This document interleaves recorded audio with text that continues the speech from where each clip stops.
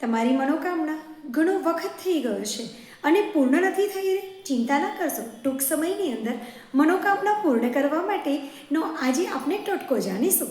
કરવાનું શું છે? એક રીંગણ લેવાનું છે અને 16 લવિંગ લેવાના છે.